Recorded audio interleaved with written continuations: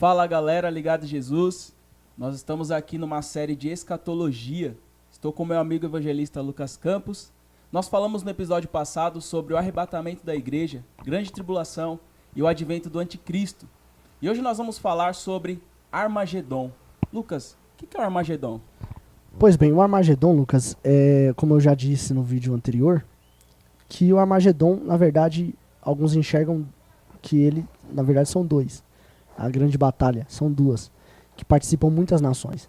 Não é? O Armagedon em si é exatamente uma preparação para que Cristo volte à Terra, tá? Mas alguns chamam de o Armagedon, ou uma guerra que acontece na metade da tribulação, de Armagedon A, e uma guerra que é uma convocação no final da grande tribulação de Armagedon B. Essa separação algumas pessoas fazem, mas na verdade eu costumo dizer que Armagedon mesmo é realmente aquela guerra convocada, tá? Pelo próprio anticristo, o falso profeta e Satanás. Eles convocam essa batalha, tá? E as nações se reúnem para guerrear contra a nação de Israel. Só que aí, como entra aquilo que diz Severino Pedro da Silva, que é um grande estudioso de escatologia também, ele diz que o Armagedon é o palco da preparação. As nações se reúnem no Vale do Armagedon, que existe hoje. Quem vai em Israel, ou você que está nos assistindo, se você jogar no Google Vale do Armagedon, você vai ver que é um vale enorme, que cabe realmente todos os exércitos da terra. E, na verdade, esse Vale do Armagedon, onde que é lá em Israel, que todos os exércitos da terra vão se reunir contra a nação de Israel, é um vale que, na verdade, trata-se aí de uma preparação, palco da chegada de Cristo. Até o Severino Pedro, pastor Severino Pedro, que descansa no Senhor, ele dizia que se você pegar no mapa de Israel, o exército que vai se formar, ele vai se formar no formato de uma cruz. É até interessante isso. Então, o palco da chegada de Cristo, porque na verdade eles vêm para o dia da batalha, que é chamado de dia do Senhor, eles vêm para guerrear contra Deus, contra a vontade de Deus, contra o povo de Deus, mas na verdade eles formam um palco de chegada da vitória de Cristo e do triunfo de Cristo, vindo em sua glória.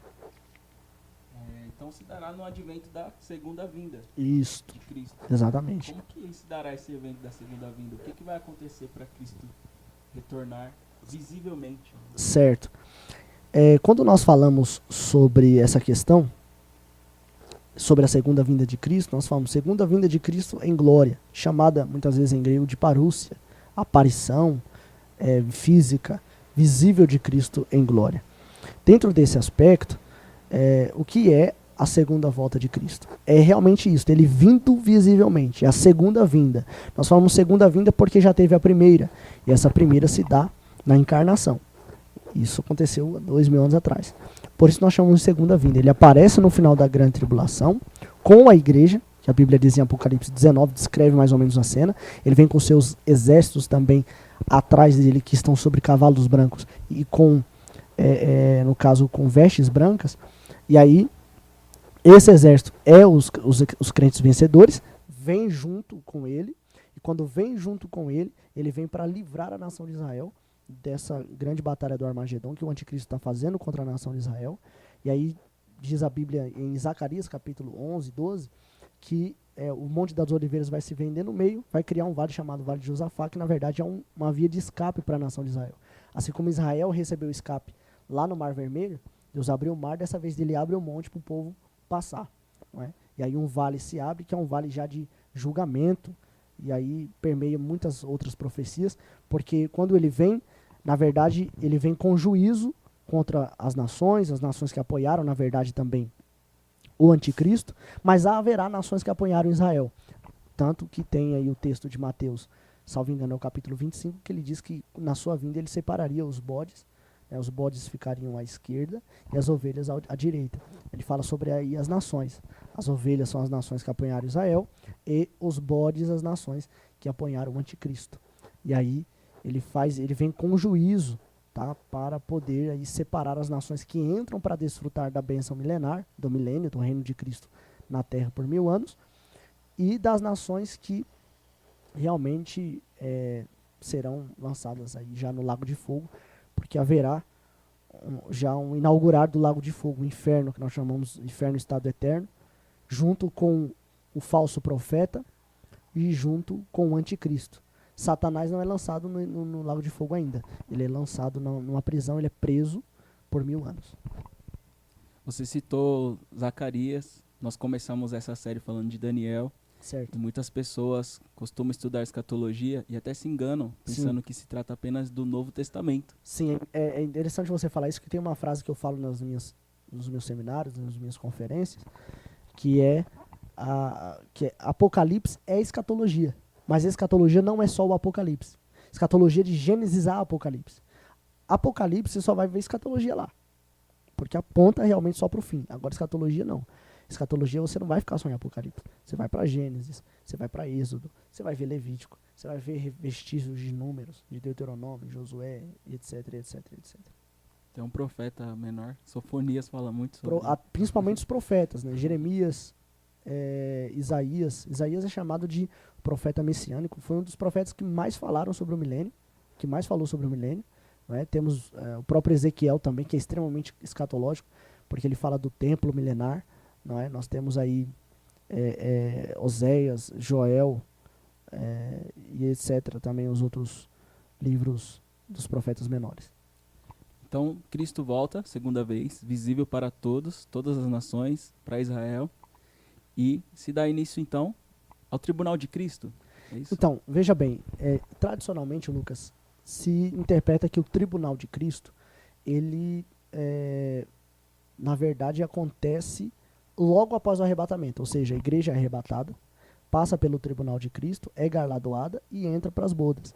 Eu não acredito dessa forma. Por quê?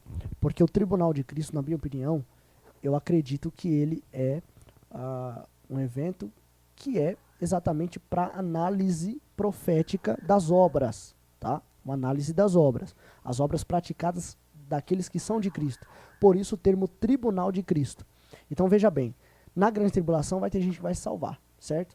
Então, se eles se salvaram, porque a Bíblia diz assim, que João ele vê uma grande multidão numerosa demais que não se dá para contar. Aí o ancião pergunta para ele, de onde vieram eles? Aí ele diz assim, Senhor, tu sabes. Ele diz assim, esses são aqueles que vieram da grande tribulação, que lavaram suas vestes e a alvejaram no sangue do Cordeiro. Estou falando de Cristo. Então esses também são de Cristo. Então a igreja que foi arrebatada passa pelo tribunal de Cristo, e esses que são de Cristo, que morreram em prol da causa, vai ter as suas obras analisadas como? Se eles também são de Cristo. Não é? Então, olhando para esse aspecto, eu acredito que o tribunal de Cristo é exatamente no momento da segunda vinda. E aí, isso não só por causa dessa questão que eu falei agora, mas pelo fato de que Galadão está extremamente vinculado ao reino de Deus. Ou seja, veja bem, as pessoas falam muito sobre Galadão, naquele mito, né, da coroa, até fala das pedrinhas da coroa, e etc, etc. Mas assim, coroa serve para quê? Nós vemos que a coroa serve para reino, é para reinar. Coroas são de reis, e a Bíblia diz que nós reinaremos com ele. Só que nós reinaremos com ele se recebermos esse galardão. Então o tribunal de Cristo ele está estritamente ligado ao reino, tá? Estritamente ligado ao reino. Então, quem recebe galardão, esse reina. Quem não recebe, recebe disciplina. Então, Cristo será o juiz. Certo? Sim, ele será o juiz, ele vai, no caso, analisar as obras dos crentes. Lembrando que o tribunal de Cristo não fala de salvação, tá? Quem está no tribunal de Cristo já está salvo. Na verdade, é uma análise das obras, tá? Das obras que foram feitas para Cristo, das obras que foram feitas em Cristo. Então, ele vai analisar se essas obras têm um cunho espiritual, verdadeiro, com humildade, ou se é carnal, se foi feito na mentira, e etc, etc. Isso nós vemos em 1 Coríntios capítulo 3, versículo 10 em diante, que ele diz que o tribunal de Cristo é como um grande fogo, um corredor de fogo, e aí as obras elas são comparadas a 6 elementos. Ouro, prata, pedras preciosas, falando das obras eternas, obras verdadeiras, feitas com espiritualidade, com oração, com preparação, e temos também a madeira, feno e palha, que fala das obras que passam pelo fogo e se consomem. Ouro, prata, pedras preciosas, passa pelo fogo, mas não se consome. Agora, madeira, feno e palha, passa pelo fogo, se consome. Obras feitas com mentira, sem oração, sem preparação. Obras feitas sem compromisso, na carnalidade. Entendeu? Então, ele vai analisar. Feito obras de excelência, reina com Cristo porque recebe galardão. Não fazendo obra de excelência, aí realmente recebe disciplina dentro daquilo que eu acredito, daquilo que eu tenho realmente buscado. Eu enxergo aí uma disciplina nesse período do milênio, tá, para aqueles que não receberem o galardão. Essa disciplina não é para julgar, mas para que as pessoas que não receberam o galardão se tornem participantes da santidade de Deus, como é dito lá em Hebreus capítulo 10, capítulo 12, tá? Eu acredito aí dessa forma. Então, quem receber a coroa reina com Cristo, os outros não. Essa disciplina também ela é muito falada em Mateus capítulo de número 22, naquele homem que entra na festa das bodas, tá sem veste nupcial, e aí o pai pergunta para ele, o pai do noivo pergunta para ele, como você entrou aqui sem vestes? Vestes fala de conduta, né? Aí ele diz assim, amarrai e lançai as trevas exteriores. Trevas exteriores, e ele diz assim, ali haverá pranto e ranger de dente. Ranger de dente está falando de frio, e trevas exteriores, então está falando realmente de um local da terra, no período do milênio, em que não se desfrutará da bênção do reino de Deus, ou do reino de Cristo. E essa pessoa será disciplinada para participar da bênção, ou da imagem de Cristo e da santidade de Deus. Então, Lucas, voltando na cronologia, arrebatamento no céu, bodas do Cordeiro, tribunal de Cristo e na terra, grande tribulação. Isso é uma confusão que sim, voltando na cronologia, eu creio assim. Arrebatamento, igreja sobe, vai para as bodas. 7 anos de bodas. Na terra, grande tribulação, 7 anos também de grande tribulação, dividido em duas. Figura central, o anticristo, que age no poder de Satanás, e com o apoio do falso profeta, que nós chamamos de trindade satânica. No final dos 7 anos tem o Armagedon, convocação para a batalha no Vale do Armagedon. Cristo aparece com os vencedores, e aí ele começa uma série de juízos sobre a terra. Haverá uma restauração no plano físico da terra, que a Bíblia diz em Romanos capítulo 8, versículo 18, 19, 20, 21, 22, que a terra será restaurada porque ela aguarda essa redenção, e isso é no milênio. Então ela será restaurada, haverá juízo sobre as nações, juízo sobre a nação de Israel também, tá? Dentro do aspecto de que a Bíblia diz que Israel, até Paulo falou, dissertou muito isso, capítulo 9, 10, 11 de Romanos, dizendo que nem todo mundo que está em Israel é um israelita verdadeiro. Então haverá essa separação também em Israel e também na igreja para decidir quem reina com Cristo ou não. Aí inicia-se aí o milênio. Então se inicia o milênio.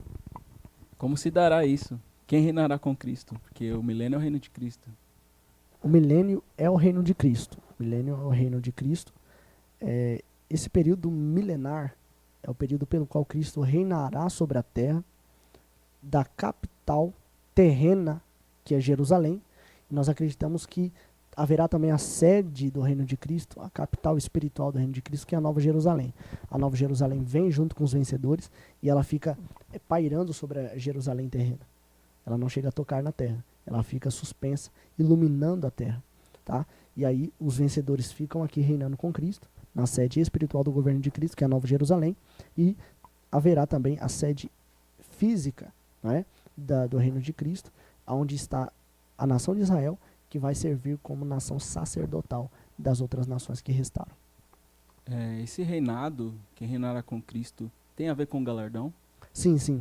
Como eu disse agora há pouco, em relação ao tribunal de Cristo, tem muito a ver com o galardão. Reinar com Cristo é ter coroa, não é? E o galardão é a coroa. Então, se não tem coroa, não tem como reinar.